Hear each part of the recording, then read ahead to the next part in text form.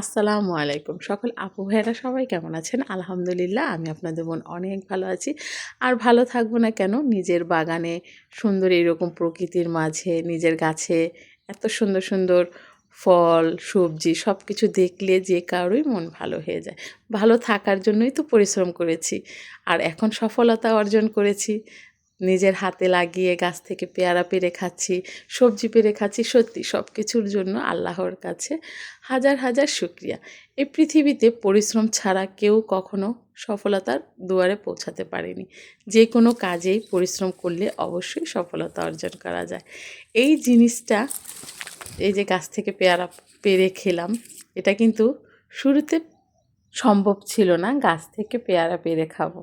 কিন্তু ওই যে চেষ্টা আর পরিশ্রম করেছি আর এখন সফল হয়েছি। নিজের গাছ থেকে যখন মনে চায় একদম দেশীয় পেয়ারাগুলো পেড়ে খাই তৃপ্তি সহকারে। আলহামদুলিল্লাহ। তাই যে কোনো মানুষই, সকল আপু ভাইয়াদের বলছি, পরিশ্রম করুন। এখন সময় পরিশ্রম করার। আর যখন উপভোগ করার সময় হবে অবশ্যই আপনি আপনার সফলতা দিয়েই উপভোগ করতে পারবেন। যেমন যখন গাছটা লাগিয়েছিলাম উদাহরণস্বরূপ, তখন কিন্তু আমি পেয়ারা খেতে পারতাম না। আর এখন মাশাআল্লাহ ফল হয়েছে, তাই এখন খেতে পারছি। তাই জীবনে যে কোনো সময় যে কোনো বয়সেই পরিশ্রম করতে পারলে অবশ্য চেষ্টা করবেন পরিশ্রম করতে। পরিশ্রম কখনো মানুষকে ধোঁকা দেয় না। আলহামদুলিল্লাহ মাশাআল্লাহ গাছে কিন্তু অনেক পেয়ারা হয়, যখনই মন চায় তৃপ্তি সহকারে খেতে পারি। সবাই ভালো থাকবেন।